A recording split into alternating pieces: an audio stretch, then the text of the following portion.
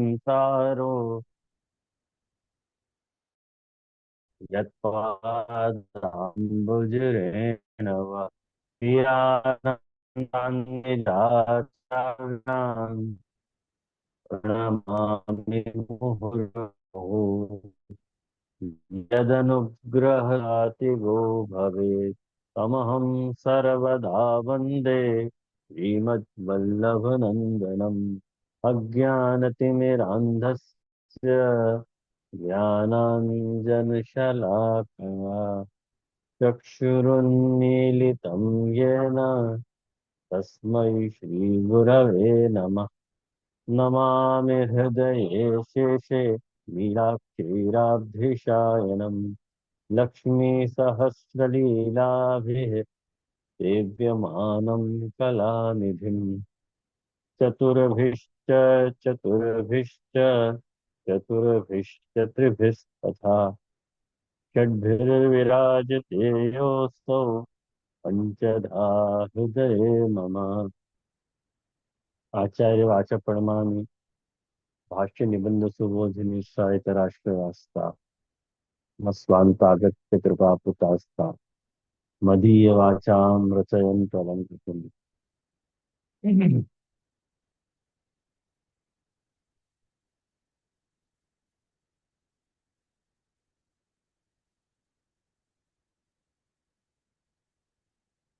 धर्मप्रोज्झित कैतवो अत्र परमो निर्मत्सराणां सताम् वेद्यं वास्तवमत्र वस्तु शिवदं तापत्रयोन्मूलनम् श्रीमद्भागवते महामुनिकृते किं वा परैरीश्वरः सद्यो हृद्यवरुध्यते यत्र कृतिभिः शुश्रूषुभिस्तत्क्षणात् निगमकल्पतरोर्गलितं फलं शुकमुखाद अमृतद्रवसंयुतं पिबत भागवत रसमालयं मुहुः अहो रसिकाः कुलभावुता।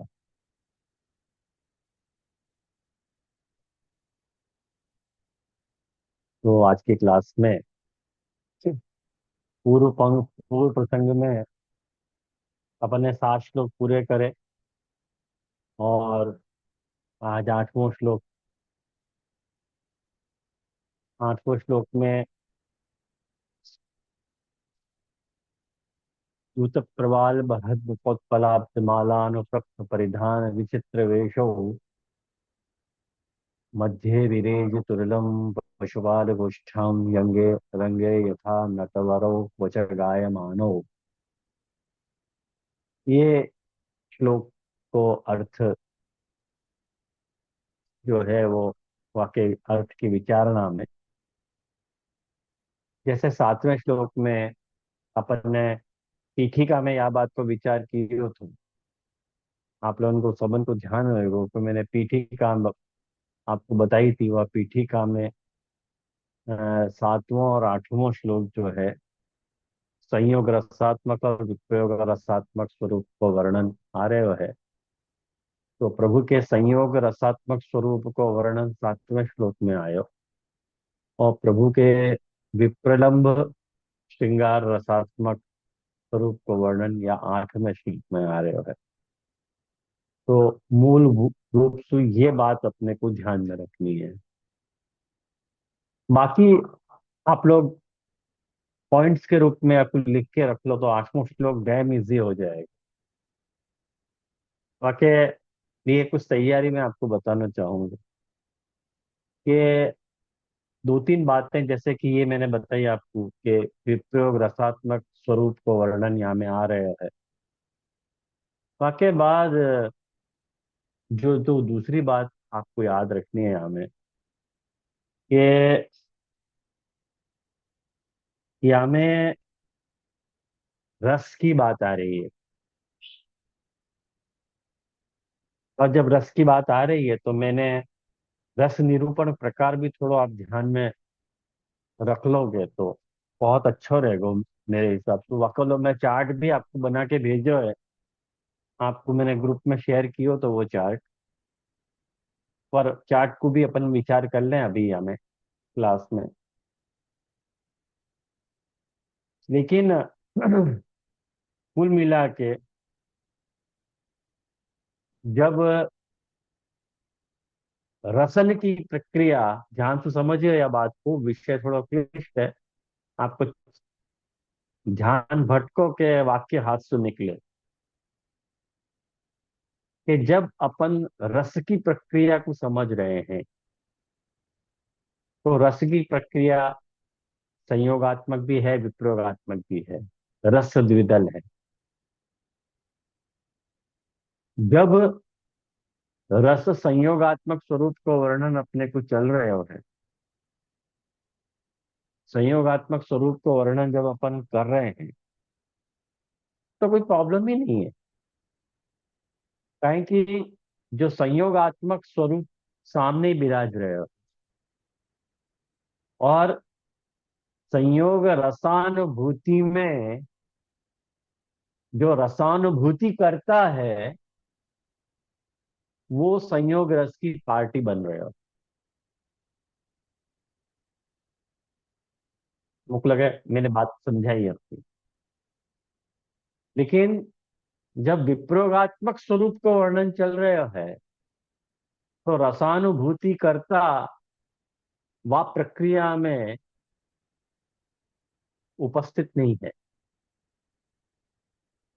वामे रहे भय रस को अनुभव वाकु परंपरा सु होएगो। माने हृदय हृदय में ही होएगो। वाकु अपन विप्रयोगात्मक रस कह रहे हैं। ये जितने भी ये जितने भी काव्य हैं ना, आप लोगों ने काव्य शक्ति पढ़ी है कि नहीं? कभी आप लोगों ने कविता पढ़ी है कोई? वो कविता में जो भी कविता आवे है, वह कविता को जो रसास्वादन है, वो आप अपने अंतर में ही करते होगे। जैसे एक उदाहरण के लिए मैं कविता बोलूं, आप हमें खो जाओ कि कविराज कविता के मतलब कान मरोड़ो। कविराज कविता के मतलब कान मरोड़ो, धंधे की कुछ बात करो, कुछ पैसे जोड़ो। शेर शायरी कविराजा न काम आएगी, कविता की पोथी को दीमक खा जाएगी। अब ये देखो, काव्य की छटा है, ये काव्य की शैली है। या मैं जो कविता करने वालों कहना जो चाह रहे हो, वाके अर्थ को आप ग्रहण कर रहे हो, लेकिन हृदय में वाको अनुभव कर रहे हो वह रस को। जो जा रस को वो वर्णन कविता करने वालों करना चाह रहे है, वह रस को अनुभव आपको अंदर हो रहे हो। या लिए लिख के रखो कि शब्द की तीन शक्ति हो गए। तीन शब्द की शक्ति हो गए। एक शब्द की अभिधावृत्ति हो गए है। ये सब बातें मैं आपको क्यों बता रहा हूँ? कहें कि पुरुषोत्तम जी या सारे मैटर को और या पूरे श्लोक को डील जब कर रहे हैं, तो इन सारी बातन की विवेचना भी वह अपनी व्याख्यान में डाल दे रहे हैं। तो उन पदन को अर्थ अपने को पता चले, वाकई इन सब बातन को होना याद रखना अपने को बहुत जरूरी है। तो शब्द की तीन वृत्ति हो गए।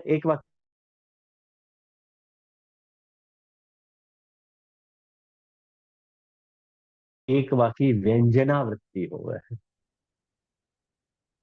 शब्द की तीन वृत्ति हो, मैंने शब्द की वृत्ति का अर्थ शक्ति समझ लो। शब्द शक्ति तीन प्रकार की है। एक वाक्य अभिधा शक्ति, एक वाक्य जो है लक्षणा शक्ति, और एक वाक्य जो है व्यंजना शक्ति है। वो व्यंजना शक्ति में व्यंजना आंगिक, मतलब एक बात समझो कि अभिधा शक्ति क्या कह रहे हैं? अभिधा शक्ति का अर्थ क्या होगा? कि जासु मुख्य अर्थ को बोध हो गए, वो वाक्य अभिधा शक्ति है। ख्याल में आयो? अभिधा शक्ति कौन सी है? कि जो शब्द की मूल शक्ति है, जासु मुख्य अर्थ को बोध हो रहे है, वो अभिधा शक्ति है। एक वाक्य लक्षणा शक्ति हो है, लक्षणावृत्ति हो है। लक्षणावृत्ति क्यों करनी पड़े, ध्यान तो समझो या बात को, कि जब मुख्य अर्थ में बाधा आवे, मुख्य अर्थ में जब बाधा आ रही है, तब जो है लक्षणावृत्ति उत्पन्न हो गए। लक्षण मतलब लक्षणा शब्द की वो शक्ति है जासु वाको अभिप्राय सूचित हो गए। वाको लक्षणा क्या है, वो अभिधा वृत्ति से नहीं निकल रहे हो। कहेंगे मुख्य अर्थ सु, मुख्य अर्थ जब अपन निर्धारण करने जा रहे हैं, तो वाको अर्थ अपने को समझ में आ ही नहीं रहे हो। उदाहरण के लिए मैं आपको बताऊं कि जैसे मैं बोलूं कि पेट में आग लगी है, पेट में आग लगी है, वाको अभिधा वृत्ति से अर्थ करने जाओगे तो कहाँ पेट में आग है, आग तो है ही नहीं। तो यहाँ पे लक्षणावृत्ति करनी पड़ेगी, वाको अभिप्राय समझना पड़ेगा कि भाई बहुत जोर से भूख लगी है।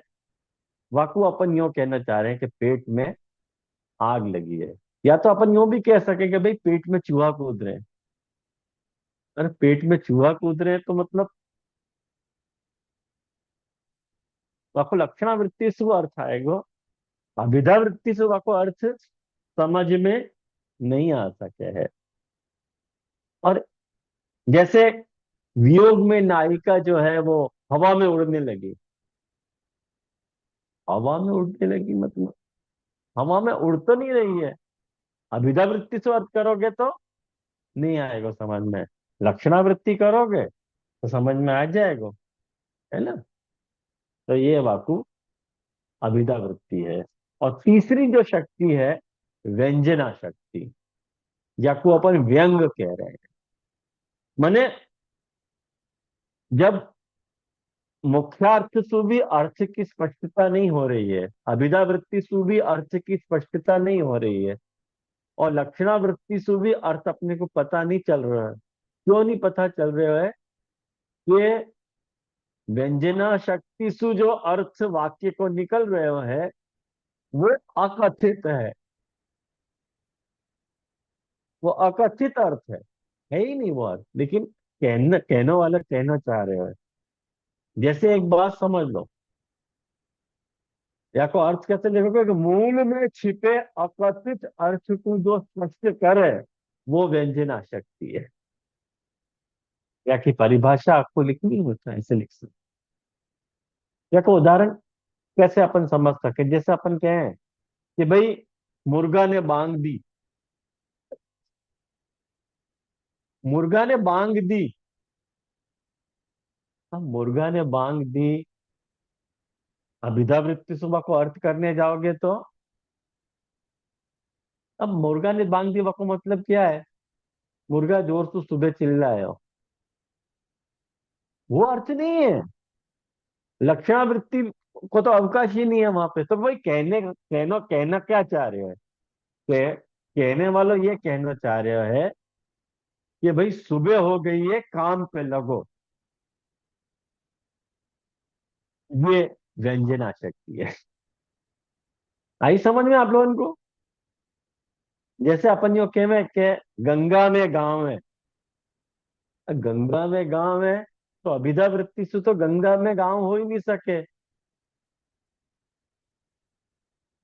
वाको अर्थ ये है कि भाई गंगा के किनारे गांव है, यो या अर्थ से। तो ये तीन अर्थ जो है शब्द की शक्ति के, ध्यान में रखो।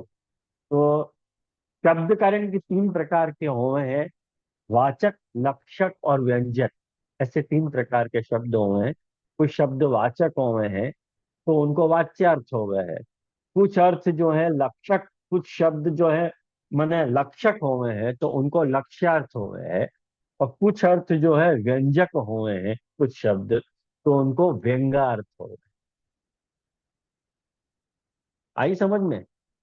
तो ये व्यंगार्थ, वाच्यार्थ और लक्ष्यार्थ जो है वो शब्द की तीन शक्ति के अर्थ हैं, जो अभिधा, लक्षणा और व्यंजना से प्रणत हो गए। एक दूसरी ये बात ध्यान में रखनी थी। तीसरी जो बात आपको ध्यान में रखनी है वो बात ये है कि रति के स्वभाव को आपको समझना पड़ेगा। भाई रति का स्वभाव क्या है? देखो, रति के कारण क्या है? कारण कि सारों सारो विषय, सातवां और आठवें श्लोक को सारो विषय रति से कनेक्टेड है। रति इक्वल टू रस, रस से कनेक्टेड है, चाहे वो संयोग रस हो चाहे विप्रयोग रस हो। तो रति के जो कारण है, अब मैं चार्ट की बात कर रहा हूँ आपको, जो मैंने चार्ट बना के भेजी हो, वह चार्ट में यदि आप देखोगे तो रति के रति की जो परिभाषा दी गई है कि विभाव अनुभाव संचारी भावाभ्याम स्थायी भावो रसस्मत, रसस्मत है। माने कोई भी रस जब अपने रसत्व को प्राप्त करे है, तो ये चार स्टेज से होके गुजरे है। कुछ वाको मने विभाव प्रकट होवे वहां में, कुछ वहां में अनुभाव प्रकट हुए है, और कुछ वहां में संचारी भाव प्रकट हुए। आया समझ में? मैं बताऊंगा आपको। विभाव का अर्थ जो है, ये वैसे एक्चुअली मैंने यमुनाष्टक की टीका में आपको बताया, तो आज से मतलब 8 साल पहले 2016 में जब मैंने शुरू करो, तो ये तब मैंने बताया था। तो 8 साल पहले को याद रखना तो बहुत ही मुश्किल बात है। लेकिन यार ये दोहरा देना चाह रहे हूँ यहाँ कि अ, एक विभाव दो प्रकार के हुए हैं। एक आलंबन रूप विभाव हुए है, और एक उद्दीपन रूप विभाव हुए है। आलंबन रूप विभाव क्या हुए है? जैसे एक बात में सीता और राम की जैसे अपन बात करें, तो सीता के लिए राम रति को आलंबन है, राम के लिए जो सीता जी जो है वो रति को आलंबन है, आधार है। और दोनों को एक दूसरे के प्रति प्रेम की उत्पत्ति हुए में आलंबन रूप है। रति की उत्पत्ति को आलंबन कौन में? राम के लिए सीता में है, और सीता के लिए राम में है। तो या को अपन आलंबन कहेंगे, आलंबन विभाव। वाक्य बाद जो दूसरो विभाव है, मैंने चार्ट में बताया, तो वो उद्दीपन विभाव है। उद्दीपन रूप कौन सा विभाव है? कि जहाँ में अपन यूं कह रहे हैं कि भाई चांदनी है, बगीचा है, नदी को नदी को किनारा है, और जो एकांत स्थान है, ये सब जो है उद्दीपन है। वो जो रति है, एक दूसरे के प्रति आलम्बन विभाव वाले इनको, जो एक दूसरे के प्रति रति है, वो रति और बूस्टअप होवे है, बढ़े है, ये जगह के कारण। माने खिली भाई चांदनी हो, हाँ मजा आ जाए। खिली भाई चांदनी हो, और बगीचा हो, नदी को किनारा हो, फिर और क्या चाहिए? पूरा मूड आ जाए बात करने का, है ना ख्याल में? तो या को उद्दीप्त, बूस्टअप करे है रति को, यानी या को उद्दीपन विभाव कह रहे हैं। और यानी ये एक बात याद रखो कि जो आलंबन या उद्दीपन विभाव है, वो रस को बाह्य कारण है, रस को बाह्य कारण है। और स्थायी भाव जो है, वो रस को अंतः कारण है। क्योंकि स्थायी भाव कहाँ रहे हैं? अंतर रहे हैं। वक तो अनुभवई को वैद्य है वो, वक तो अनुभव करो जा सके है। वाक्य बाद जो चार रस निष्पत्ति के जो चार प्रकार बताए थे, विभाव, अनुभव, तो जो अनुभव है वो भी पाछो दो प्रकार को हुए। जैसे विभाव दो प्रकार को हुए हैं, आलंबन और उद्दीपन, वैसे ही अनुभव भी दो प्रकार को हुए हैं, वाचिक और आंगिक। एक वाचिक अनुभव हुए हैं, और एक आंगिक अनुभव होगा। वाचिक अनुभव मतलब वाणी सु प्रकट हो तो वह अनुभव, और आंगिक अनुभव मतलब जो भाव भाव सु दिखलाया जातो है भाव। जैसे एक बात समझो, कोई हंसते भाई यूं थोड़ी मैं तुमसे बहुत नाराज हूं। ये देखो एकदम मिसमैच है। मैं तुमसे बहुत नाराज हूं। एकदम मिसमैच बात है। मैं तुमसे बहुत नाराज हूँ क्योंकि तुमको आंखें तरनी पड़ेंगी। वो भाव लाना पड़ेगा ना, वो आंगिक। और वाचिक, मैं तुमसे बहुत नाराज हूँ, ये वो आंगिक है। ख्याल में आयो? वाचिक है, सॉरी। और आंगिक क्या है? तुम्हारी जो कटाक्ष है, देखनो है, आंखें तरेरनो है, वो सब जो है वो आंगिक अनुभव है। ख्याल में आयो? तो अनुभव क्या करे, अनुभव बेसिकली क्या काम करे? तो देखो, मैंने चार्ट में नीचे बताया है। उत्पन्न रस को बोधित करने वाला हो गए।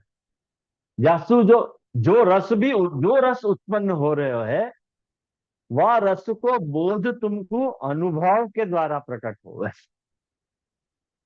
बोधन बोधन प्रक्रिया जो है वो अनुभव करे।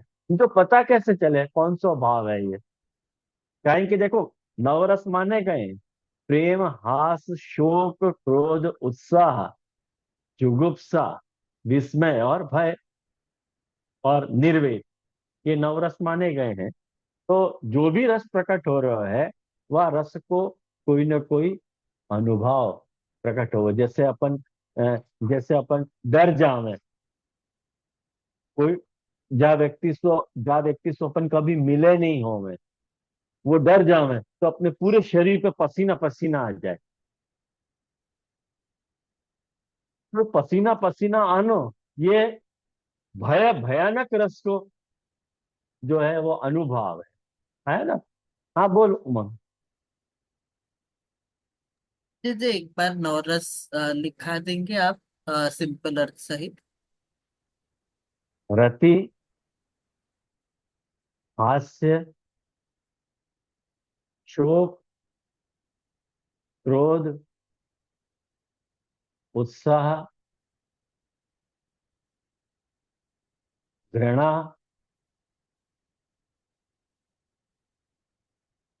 भय। घृणा, भय और विस्मय।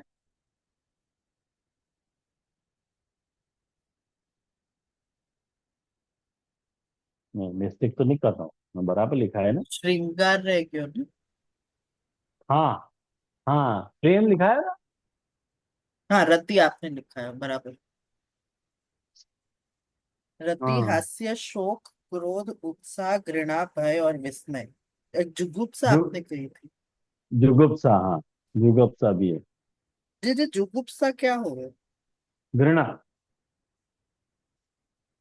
आपने घृणा तो लिखा है, क्या लिए मैं बदल। प्रेम, हास, शोक, क्रोध, उत्साह, जुगुप्सा। जुगुप्सा, भयानक। प्रेम, हास, शोक, क्रोध, उत्साह। और कौन सा है? भयानक। और दो और रह गए ना? शांत काउंट हो गए। नहीं, शांत तो नौमो है। खैर, मैं तो को कभी लिखा दूंगा। ठीक है जी, ये आनंद जी शायद तो बताना चाह रहे हो। हाँ, बताओ। अब ये ना एकदम मेरा दिमाग कहीं और है ना, तो मेरे को याद नहीं आ रहा। लीजिए, बीभत्स रस और करुण रस। हाँ, करुण रस। शोक जो है ना, वो करुण रस में ही आ गया। ठीक है शोक जी, जो है मैं ना, करुण रस। बाद में लिख लूंगी, नो प्रॉब्लम। हाँ। वो बस शोक जिज्ञासा अद्भुत वश अद्भुत पूछो तो। अद्भुत रस है। अद्भुत।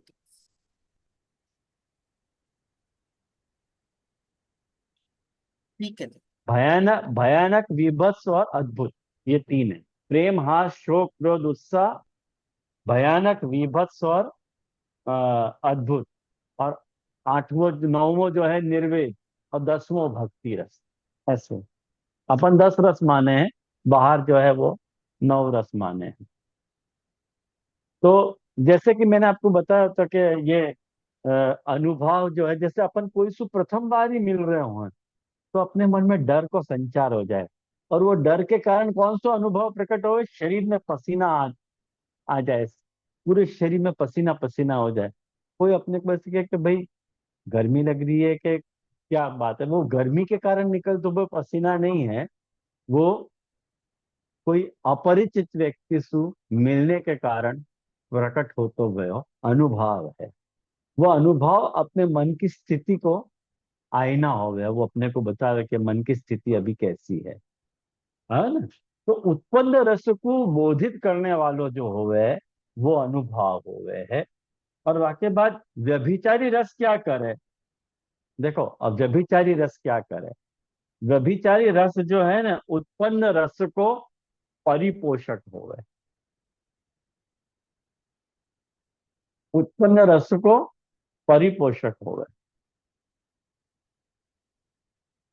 मैं कितनी बार ये उदाहरण आप लोगों को दे चुके हूं कि जैसे माँ और बेटा को, जैसे एक बात समझ लो कि श्रृंगार रस चल रहा है, या वात्सल्य रस की बात करें तो माँ और बेटा आपस में जो है लाड़ प्यार कर रहे हैं, और मान लो बेटा ने किसी कोई बात पे शैतानी करी, तो माँ बाप को थप्पड़ मार दे कि नहीं? थप्पड़ मारना जो है वो वात्सल्य रस तो नहीं है, वीर रस है। तो वो वीर रस क्यों आयो भाई?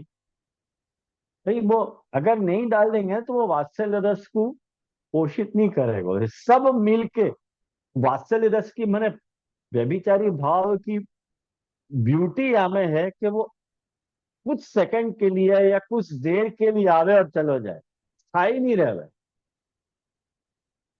ख्याल में आयो? ये वात्स्य मैंने व्यभिचारी भाव की ये क्वालिटी होगा। कहीं कि वो यदि बहुत ज्यादा देर टिक गए हो तो फिर वही रस स्थायी हो जाएगा। जैसे अपन भक्ति रस, अभी अपन भक्ति रस में, भक्ति रस के माहौल में है, और मान लो कोई ने कोई जोक कट की हो, कोई ने एक जोक सुनायो, तो सभी लोग जोक सुनाने लग गए, तो वो भक्ति रस को वातावरण बदल के हास्य रस को वातावरण पैदा हो जाएगा, तो भक्ति रस हमें गौण हो जाएगा। भाई कुछ देर मैंने जोक सुनाना अच्छी बात है, जोक ही जोक चलते रहे तो फिर वो मुख्य रस में बाधा पैदा करे, करना है ना। तो इन इन चीजन के द्वारा, मतलब विभाव, अनुभव और व्यभिचारी भावन के द्वारा जो रस हो गए है वो स्थायी भाव रस कहो जाए। ये कुल मिला के रस की स्थिति है। यानी ये स्थायी भाव और जो विभाव हैं, कौन से विभाव? ये उद्दीपन आलंबन, अनुभव और व्यभिचारी भाव, इनको जो आपस में संबंध है मुख्य रस के साथ, वो कैसा संबंध है कि उद्दीपन जो आलंबन है वह को उत्पाद्य उत्पादक भाव संबंध है। अब ये सब बात को समझने के लिए आपके कान तैयार रखो हो। अब या वेणुगीत अपन पढ़ रहे हैं तो हर बात के सरल शब्द की मुझको अपेक्षा मत करियो। इतनी लैंग्वेज में तो मुझको बोलना ही पड़ेगा, यासु मैं सरल नहीं कर पाऊंगा। मेरे अटमोस्ट मैंने यकी केयर ली है कि कितने या को सरल कर सके। हाँ बोलो गोविंद।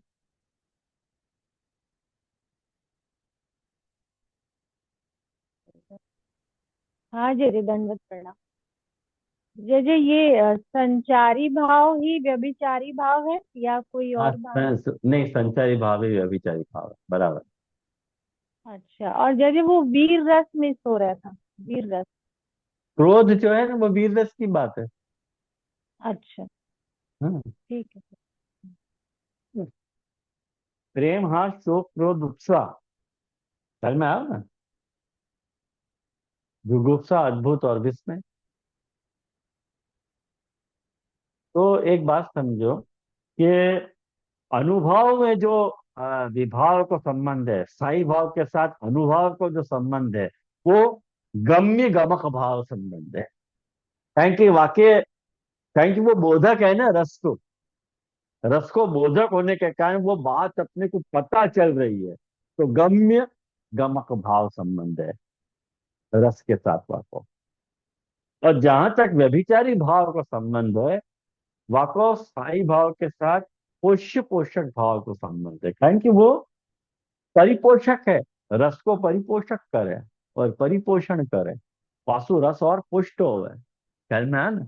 थोड़ी देर हंसी मजाक चल रहा है, थोड़ी जब एक बात समझो, दो प्रेमी जब आपस में बात करें तो सब तरह की बातें करें ना, सब तरह की बात करें, शोक की भी बात करें, क्रोध की भी बात करें, प्रेम की भी बात करें, हंसी की भी बात करें, सब प्रकार के भाव एक दूसरे के साथ अपन शेयर करते ही होंगे। कभी अपन जोर से बोले हैं, कभी धीमे से बोले हैं, कभी हंसे हैं, कभी प्रेम से बात करें, ये सब चलते रहे हैं। तो व्यभिचारी भाव जो है वास्तु रस पुष्ट हो गए हैं, यानी ये स्थायी भाव को व्यभिचारी भाव के साथ पोष्य पोषक भाव का संबंध है। तो ये कुल मिला के देखो, अपन ने, मैंने आपको तीन एक बातें बताई थी, दिखाई, तो तीन बातें आप लोग लिख लीजिए, तो आठवां श्लोक अच्छी तरह से धारण होगा। हाँ बोलू मैं। जी गम्य गमक को सरल अर्थ क्या होगा? गम में मतलब जानो जा सके, जान, जाकू जान रहे हैं, और जाके द्वारा जान रहे हैं, वो गमक। बस समझ लीजिए, ये जो चीज है, ये माउस है, तो ये गम में, ये गम में, और या को गमक क्या है, आंख, आंख या को गमक है। त्वचा भी गमक हो सकता है, कभी कोई को छूने से भी समझ में आ रहा है, ऐसा भी हो सकता है। तो गम्य गमक भाव संबंध, ये इतनी सारी बातें को यदि आप माइंड में रखोगे तो पूरा आठवां श्लोक धारण हो पाएगा। कारण कि क्यों मैं ऐसा कह रहा हूं कि विप्रयोग रसात्मक प्रभु स्वरूप, प्रभु के स्वरूप को वर्णन या श्लोक में आ रहा है कि प्रभु को देख करके जो रस की उत्पत्ति अपने अंदर हो रही है, वाको वर्णन है। नहीं समझ में?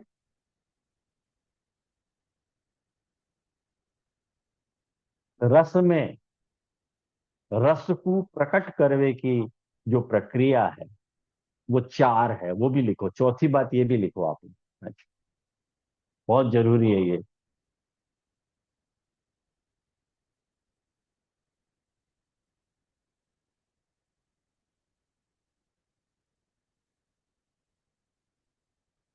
ये भरत मुनि ने जो नाट्य शास्त्र लिखे हुए ना, भरत मुनि के हिसाब से ये अभिनय की, नाट्य की जो खासियत है, नटन की जो खासियत है, कारण कि देखो प्रभु नटवर स्वरूप है। नट मतलब केवल, और वर मतलब धर्मी, ये समझ लीजिए। हाँ, कारण कि ऐसे क्रॉस में वर की बात सातवें में आई है और नट की बात आठवें में आई है, ऐसे भयो है। कहीं सहयोगात्मक स्वरूप को वर्णन सातवें में आयो है और विप्रयोगात्मक स्वरूप को वर्णन आठवें में आयो है। तो जब अपन कोई को देख रहे हैं, ध्यान से देखियो समझियो, जब अपन कोई को देख रहे हैं और वाको देख के जा प्रकार के रस को, रस, जा प्रकार को रस अपने मन में प्रकट हो रहे है, वो संयोग तो हो नहीं सके ना।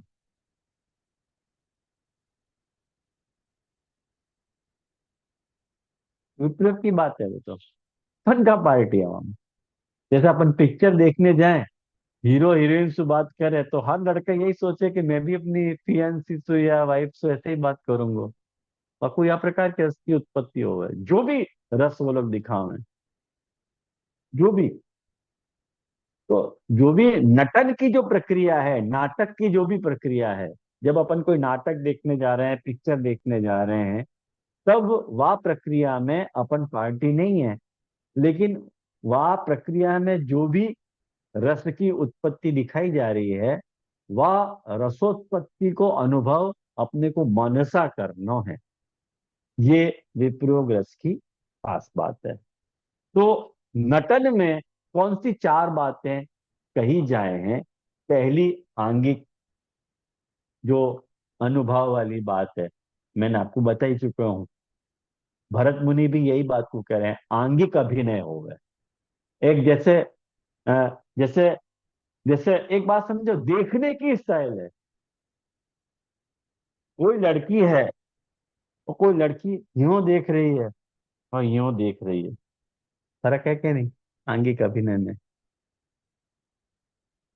और यूं देख रही है, फर्क है। नजर ऊंची कर दी दुआ बन गई, नजर नीची कर दी हया बन गई, नजर तिरछी कर दी अदा बन गई, और नजर फेर दी तो कजा बन गई। कजा मतलब मृत्यु। तो देखो, आंगिक अभिनय में एक ही चीज को चार वेराइटीज को अपन दिखा सके, ये आंगिक अभिनय। जैसे कोई हंसते हंसते भी रोए है, तो वह वक्त करुण रस को परिचय नहीं दे रहे, वह को हंसी के कारण इतनी ज्यादा खुशी मिली है कि रोना आ रहा है। आंगिक अभिनय है। आया समझ में? अपन कहने कि भाई रो क्यों नहीं, कि भाई रो नहीं रही, तुम्हें खुशी के आंसू है, तो तुमने निहाल कर दियो मेरे को यूं। वाह अर्थ में आ गए। और एक वाचिक, जैसे आंगिक को नटन विद्या में रोल है, ऐसे ही डायलॉग को बहुत बड़ो रोल है।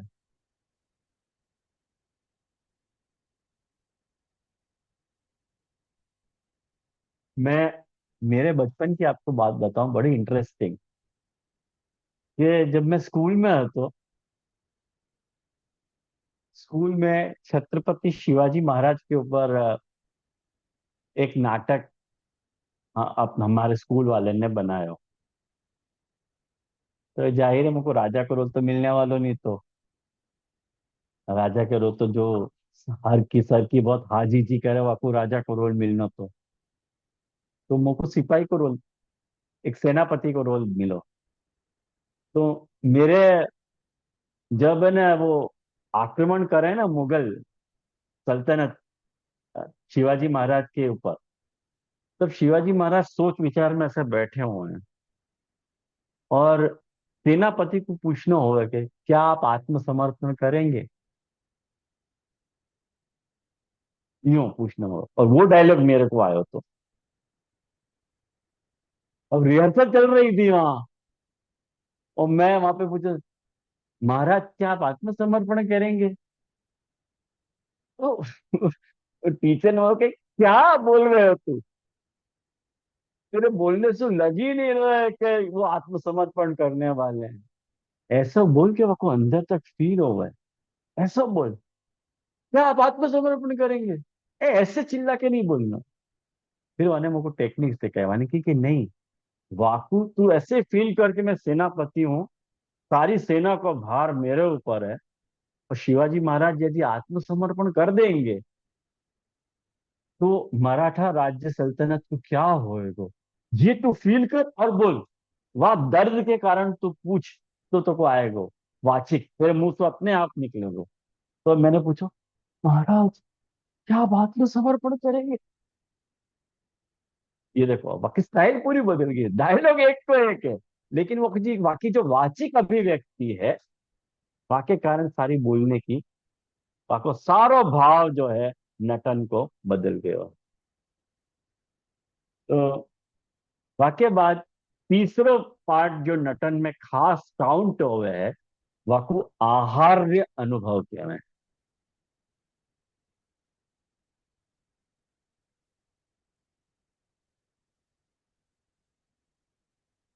आहार्य आहार्य अनुभव, आहार्य अभिनय, अभिनय क्या हुआ है कि जैसे जैसे राजा है, वह राजा को यदि तुमने पैंट शर्ट में दिखा दिया तो वो राजा ही नहीं लगेगा। अब आपको राजा दिखाना है तो आपको राजसी पोशाक, बड़ी बड़ी मूछें और तलवार, साफा, ये सब आपको देना चाहिए कि नहीं? वो सब तो देना ही नहीं अपन। अब आपको कहें कि आपको पैंट शर्ट पहना दें अपन, और कहें कि भाई राजा है, कोना तो लगेगा ही नहीं राजा वो, अपना दिमाग और फेल हो जाएगा। ख्याल में आया? और एक चौथो है सात्विकता। वो जो सात्विक अनुभव है वो हमें बहुत काउंट हुए है। मतलब बोलने की वक्त काकू क्या है, वकु बोलने के लिए काकू वकी जो टोन है, वकु काकू क्या है। मैंने आपको पिछली बार बताया तो आपको याद हो, पिछली क्लास में मैंने आपको ये बताया तो कि अनादरस्तु स्वरादेव आया थी।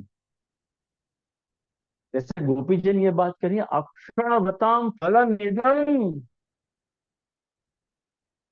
न्यो तो इदम सु फलम इदम कहने सु के काकू बोलने का जो टोन है, आंसू पता चल रही कि ये फल है और दूसरा फल नहीं। काकू महाप्रभु जी कहने अनादरस्तु स्वरादेव आया थी। क्या बात है महाप्रभु जी की। महाप्रभु जी को कोई बीट नहीं कर सके। महाप्रभु जी के जो लिरिक्स में वो इनको आनंद आनंद हो जाए पढ़े तो अपने को। ऐसी महाप्रभु जी की स्टाइल है बोलने की। तो ये चार बातें, नटन की जो खास बातें हैं, वो देखो चार खास बातें, ये सारी की सारी चार बातें आपको यह 8वें श्लोक में दिखेंगी। मैं बताऊंगा आपको कैसे दिखेगी वो।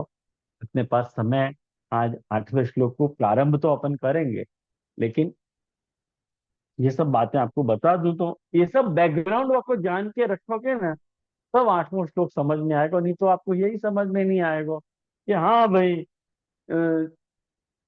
सूतक प्रवाल है और बरह, बरह को उत्पलाब्ज की जो माला है, मोर को पिच्छ धारण कर रखे है, यही सब आएगा समझ। तो कहना क्या चाह रहे हैं,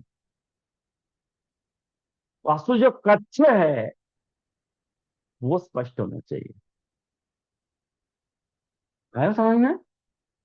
तो एक बात समझो कि या को अनुवाद जब आप देख रहे हो, या कि अनुवाद में आप मूल श्लोक पे ही जाओ। केवलम रस रूपमाह च्यूत इति, केवल रस स्वरूप कह रहे हैं। केवल को अर्थ यहाँ पे है, बरहा पीडम श्लोक में नट कहो, नहीं बरहा पीडम में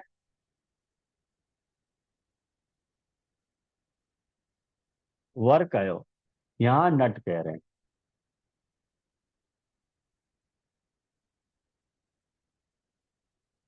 तो च्यूत प्रवाल बरहत बकुत फलाद्य मालानुप्रस्थ परिधान विचित्र वेशौ, मध्ये विरेज तुरलम पशुपाल गोष्ठाम, रंगे यथा नटवरौ क्वच गायमानौ।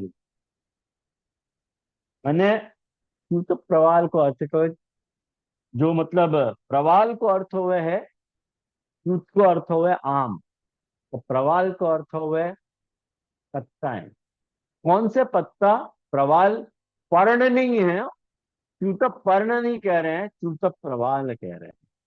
प्रवाल को अर्थ क्या हुआ है? कोमल पत्ता, वाकु प्रवाल कहो जाए। जैसे कोपल कहो जाए ना हिंदी में, आप लोगों को मालूम है कोपल, वो कोपल। जैसे आपको मालूम है ये, वो जो मीठो नीम होवे, वो कड़वो नीम होवे, बाकी कोमल पत्ताएं होवे वाके, ऐसे।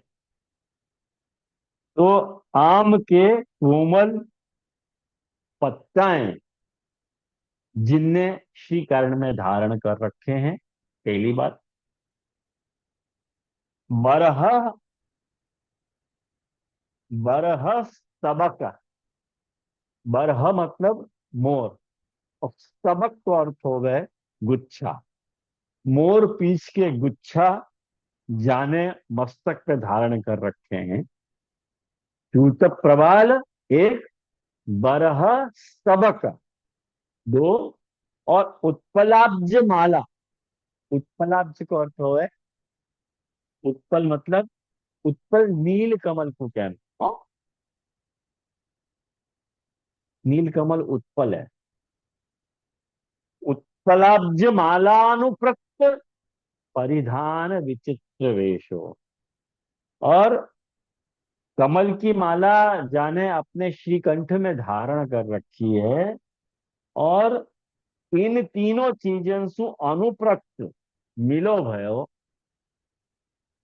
परिधान जाने धारण कर रखो है। और ऐसे विचित्र वेश वाले,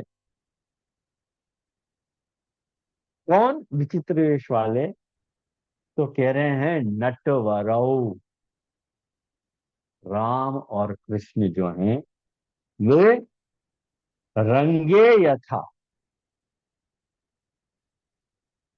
माने वो कोई बखत महफिल में सारे जो उनके गोप वगैरह सारे सारे आजू बाजू बैठे हैं चारों कोर, और बीच में ये दोनों बैठे हुए हैं और बहुत शोभित हो रहे हैं।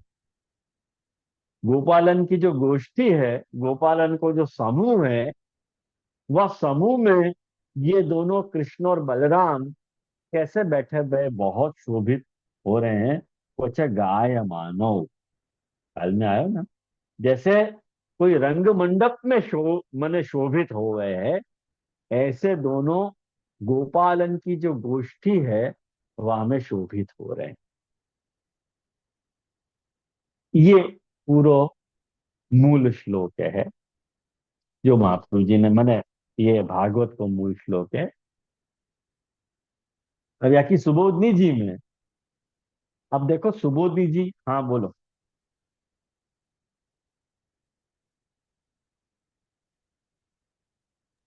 ये जो, बोलो। हाँ, ये जो हाँ। आपने कही ना कि बरहापीडम में वर स्वरूप है, हम्म। तो संयोग तो तभी भी नहीं भयो है, तो मतलब कैसे वो वर स्वरूप में आएगी? मुझको मालूम होती है, प्रश्न तो आने ही वाला है। मैंने कोई पूछे तब बोलूंगा, बेकार तू दापण करके क्यों बोलना पहले सुई। कोई पूछेगा तो जरूर बता दूंगा। देखो ध्यान से समझो यार बात को। वहां तरह से संयोग और विपरीत को वर्णन नहीं है कि भाई प्रेजेंट होना और एब्सेंट होना। ये है कि जब ठाकुर जी संयोगात्मक लीला कर रहे हैं तब कैसे प्रभु प्रभु को बिहेवियर कौन से तरह से हो गए, और जब आप उनको अनुभव करो, उनको फील करो, तब आपको आपको क्या फीलिंग हो गए अंदर। बस ये बात बताने को मूल प्रयोजन है। जैसे जैसे 7वें श्लोक में बताया तो कि अक्षणवताम फलमिदम न परम विधाम सख्य पशून अनुनिवेश यतो। तो साथ में वह प्रक्रिया में सारे गोपाल जन के साथ ठाकुर जी भी हैं। ठाकुर जी वह लीला में सहभागी हैं। यहाँ तो खाली दोनों को बैठे हुए देख रहे हैं और लोग कुछ नहीं कर रहे हैं। ये जो प्रवेशन की जो प्रक्रिया है वहां में अपन सब इंक्लूड है। या में या लिया वह कुछ संयोग कह रहे हैं, या प्रक्रिया में तो खाली ठाकुर जी विराजे हुए हैं और अपन देख के उनको रसानुभूति कर रहे हैं कि शोभित हो रहे हैं कि कान में जो है वो कर्णिकार के फूल हैं, और कान के कर्णिकार के फूल के ऊपर जो है आपने यहाँ खोस रखे है च्युतप प्रवाल, आम के कोमल पत्ते यहाँ खोस रखे हैं, और मोर को पिच बरहस तबक आपने धारण कर रखा है। और तीसरी चीज क्या है? कमल की माला आपने धारण कर रखी है। और चौथो, आपने पीतांबर धारण कर रहे हो, जाकू महाप्रभु जी यहाँ भागवतकार परिधान सु कहना चाह रहे हैं। वो महाप्रभु जी खुलासा करेंगे यहाँ पे। महाप्रभु जी सुबोध नीति में वाको खुलासा कर रहे हैं कि परिधान सु क्या कहना चाह रहे हैं। तो अब ये देखो, मैं आपको ये बात बताना चाह रहा हूँ कि सुबोधनी जी की क्लिष्टता यहाँ में रही भई है कि सीधे महाप्रभु जी वाक्य उठावे और अर्थ करना प्रारंभ कर रहे हैं। आगो पीछे कुछ भी नहीं समझा रहे। महाप्रभु जी एक्सपेक्ट करके चल रहे हैं कि सारी बात मैं पीठिका में समझा चुके हूँ। वो जो पीठिका बताई थी, याद है ना पीठिका? वो पीठिका में मैं सारी बात बता चुकी हूँ, तो बेटर रेफर, वहां से रेफर कर लो। और हर वक्त में आप पीठिका को अनुस्मरण रखो। और जब पीठिका को अनुस्मरण रखोगे तब तुमको वो स्फुरित होती रहेगी। सीधे महाप्रभु जी शब्द उठा रहे हैं कि यूता नाम मतलब आम्राणाम प्रवालाहा। आम के आम के जो कोमल पत्ताएं हैं, वो कर्णयो हो, वो कान में आपने धारण कर रखे हैं। बरह स्तबका मतलब बरह गुच्छाएं। मोर पीछ मतलब मोर के गुच्छाएं। शिरा, शिरसी, सिर में धारण कर रखे हैं आपने। और उत्पलाब्ज माला, उत्पलाब्जानाम माला, मैंने नीले कमल की जो माला है वो कंठई, वो कंठ में आपने धारण कर रखी है। और तई ही अनुप्रक्तम, इन तीनों चीज सु जो मिलो भयो मिलितम, मैचिंग पीतांबर आपने धारण कर रखे है। मैचिंग ठाकुर जी करके रहो। आज क्या मैचिंग करेंगे? ठाकुर जी श्रृंगार के साथ मैचिंग कर रहे हैं उसने, वाकई। पीतांबर आदि वस्त्राणी,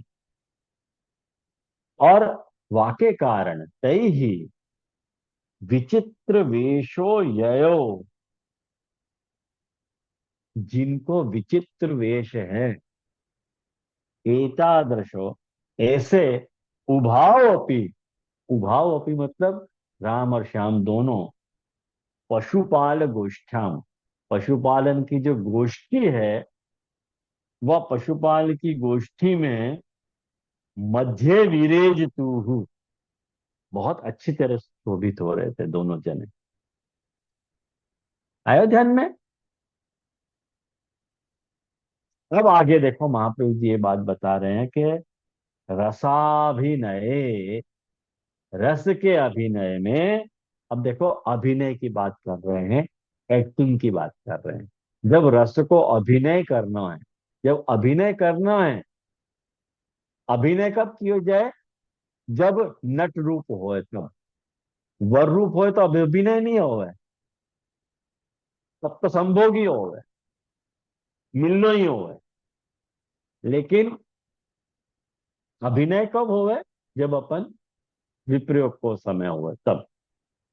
तो अभिनय अवतार वध एव आवेशस्य उपयोगात द्विवचनम। अरे भाई, गोपी जन तो ठाकुर जी को देख रहे थे, अब यहाँ में उनको क्यों बुला लिए, बलराम जी को क्यों बुला लिए? तो यूं कह रहे हैं कि रस को जब वक्त अभिनय होवे है, ऐसी स्थिति में अवतार को जो आवेश है, वाको भी उपयोग होवे है। याद, ये दो वचन द्विवचन का यो है। ये जो देखो, नटवरौ गायमानौ, ये जो है ना द्विवचन, नटवरः ऐसे नहीं कह रहे हैं, नटवरौ कह रहे हैं। द्विवचन को प्रयोग कर रहे हैं, मतलब दोनों है, राम और कृष्ण दोनों। ख्याल में आयो? और रस को अभिनय क्या है, अवतार को आवेश क्या है, वह को उपयोग क्या है, ये सब नेक्स्ट क्लास में अपन देख लेंगे। आज सुबोधनी जी अपन ने श्री गणेश कर दिए, आरंभ कर दिए 8वें श्लोक की। मुझको लगे मैं या 8वें श्लोक की भूमिका को आप लोगों को समझा पाया हूँ अच्छी तरह से, ऐसी आशा करूँ हूँ। फिर भी कुछ नहीं आया तो जरूर पूछो। हाँ, दीदी हाँ छठे बोलो। छठे श्लोक में और ये जो 8वां श्लोक है, स्वरूप ऑलमोस्ट सिमिलर आ रहा है। जैसे कौन सा छठ? अपने बरहा पीडम वालो श्लोक, पांचवो, सॉरी, 5वां। पांचवो, पांचवो, सॉरी। बरहापीडम वाला श्लोक और यहाँ में, क्योंकि जबकि वहां पे वैजयंती माला है, यहाँ नीलकमल की माला है। तो आपने जैसे समझाया तो कि वो जो श्लोक है वो क्योंकि मूर्छा आ गई थी वहां में, जो रस प्रवेश कियो तो ठाकुर जी ने वो वास स्वरूप सु कियो तो वाकु तो अपन कैटेगरी में नहीं ले रहे नटवर में, राइट। वाके बाद के जो अक्षर बताम वालू श्लोक आ रहा है। हाँ जी, आप पूछो। हाँ, मैं ये बताना चाह रहा हूँ कि 5वें श्लोक में नटवर स्वरूप दोनों को वर्णन, उभय को, और वो सेपरेट करके 7वें और 8वें में बता रहे हैं। इतनो फर्क। मतलब ऐसे समझना होवे तो नट स्वरूप या कारण से, क्योंकि ठाकुर जी जो लीला जो उनके लिए प्रकट भी हुए हैं वह समय पे, तो भी फर्स्ट पर्सन बेसिस पे संयोग नहीं है। मैंने स्वतंत्रतया उनके विपरीत स्वरूप को वर्णन नहीं आया हो ना उमंग, कि उनको हाँ देख के क्या क्या फील हो रहे हैं। ठाकुर जी रसोद्बोधन कैसे करा रहे हैं, वो पर्टिकुलर बात नहीं आई। तुम लोग सब है ना सेपरेशन के अर्थ में मत समझो, हाँ, वो विप्रयोग तो मतलब सेपरेशन के अर्थ में मत समझो। ठाकुर जी अपने खुद की अनुभूति कैसे करा रहे हैं वो बता रहे हैं ठाकुर जी। ये ठाकुर जी के पॉइंट ऑफ व्यू से है कि ठाकुर जी कैसे बोधन करा रहे हैं। अनुभव, मैंने आपको वो बात बताई थी ना काय में, हाँ अनुभव में कि ही। अनुभव में ही बताई थी वो बात, कि ठाकुर जी अपने स्वरूप को बोध करवा रहे हैं कि मेरे बारे में तुम क्या फील कर सको। तो जो बोध करवाने की जो प्रक्रिया है, वाकु यहाँ पे विप्रोक स्वरूप से इंगित किया जाएगा।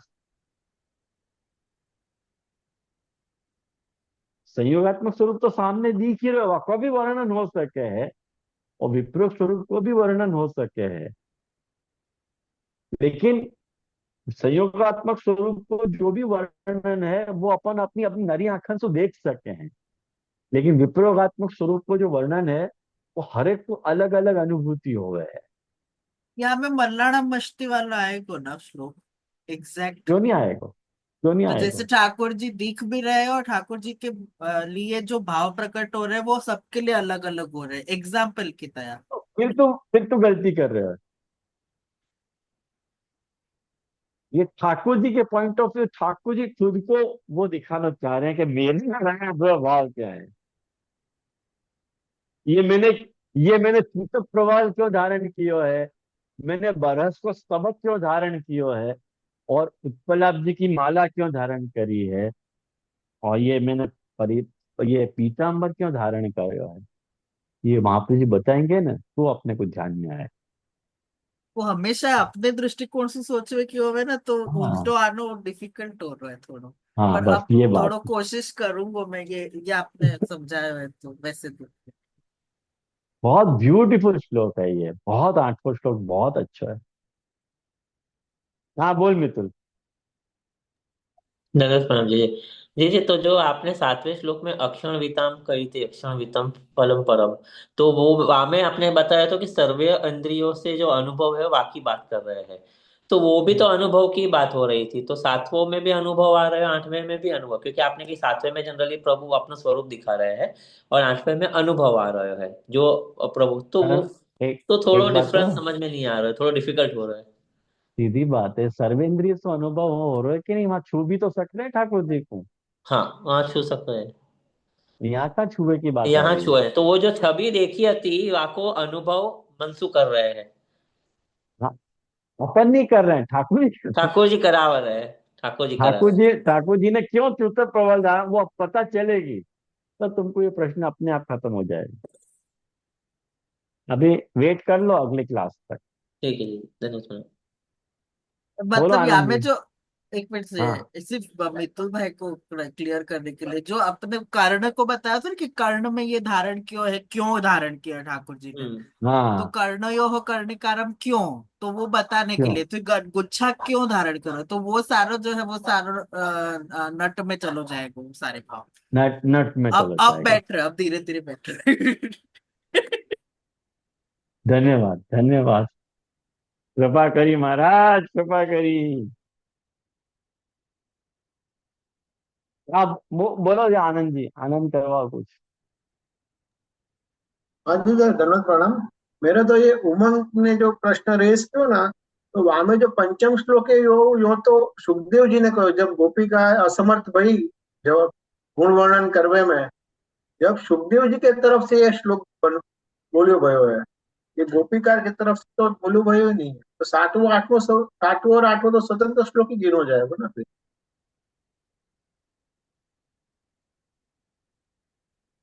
मतलब कहना क्या चाह रहे हो आप? जो पांचवो श्लोक है तो जो बरा पीड़म नटवर पुकारो, वो तो जब गोपिकाएं गुण वर्णन करने में असमर्थ भई, उनको प्रभु की चेष्टा वगैरह याद आ गई और वो मौन हो गई, तब सुखदेव जी अपनी तरफ से ये श्लोक कह रहे कि बरा पीडम नटवर बपू। ના सातवों મને और आठवां श्लोक। એમાં એમાં એમાં કોઈ વાંધો છે જ નહીં કે કોણે કીધું, મારો ખાલી સ્વરૂપ વર્ણનમાં જ હતો પ્રશ્ન. આઈ હેવ નો ઇશ્યુઝ કે સુખદેવજીએ કીધું કે ગોપિકાએ કીધું, પણ જે સ્વરૂપ વર્ણન કરવામાં આવ્યું છે એ કયું સ્વરૂપ છે એ જાણવાની ઈચ્છા. नहीं मतलब ये संयोग विप्रयोगत પણ જે સાતમો ને આઠમો શ્લોક ની વાત છે ને, એ પંચમ શ્લોક સાથે કોઈ કનેક્શન ન હોવું જોઈએ એવું મારું માનવું છે. ના, જે કીધું ને છે કનેક્શન, એટલે જ તો પ્રશ્ન હતો. મહાપ્રભુજી સ્વીકારે છે. ये कनेक्शन में आवेगा कि एक अलग से गिनो जाएगा ये श्लोक पांचवो? बताओ, पूरा ओपन है तो पांचवा श्लोक पढ़वा है, पूछ के बताइए, नेक्स्ट क्लास में मुझको बताइए कनेक्शन आ रहा है कि नहीं, होमवर्क है यही। धन्यवाद प्रणाम।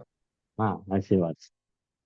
तो यहाँ रखें अपन, आष्टा को पद करें। मुझको लगे मेरे को, मैं जितनी बात बताना आज चाहता तो उतनी सारी बात मैंने आज बता दी, मुझको संतोष है। लेकिन आप लोगों को समझ में आनी चाहिए, वो आपके ऊपर है। जो आठवें श्लोक को समझने के लिए जो आधारभूत जितनी भी बातें थी, उन सब बातों को मैंने आपके साथ शेयर किया है।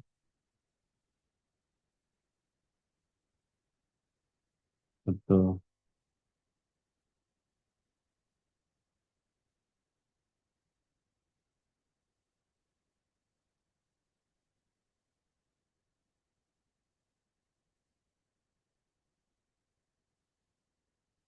बात कौन सो कहिए मन की, बात कौन सो कही। हरिराय जी को पद है ये। बात कौन सो कही है मन की, बात कौन सो कही। हरि स्मरण क्षण भर नहीं होया, कहो कौन पे जई मन की, बात कौन सू कही। मिलत सब अपने स्वार्थ के, कहाँ नहीं सुख नहीं। दुर्लभ मिलन परम पदारथ, तीन सौ देह मिलई मन की, बात कौन सू कही। कर निर्धार देख जिय अपने कर निर्धार देख जिय अपने, हरिजन के संग रही। रसिक दास जन जन करी शंका, रसिक दास जन जन करी शंका, वहाँ सब कछु बही है मन की, बात कौन पे कही। बात कौन की कही है मन की, बात कौन सो, बात कौन सो, बात कौन सो कही।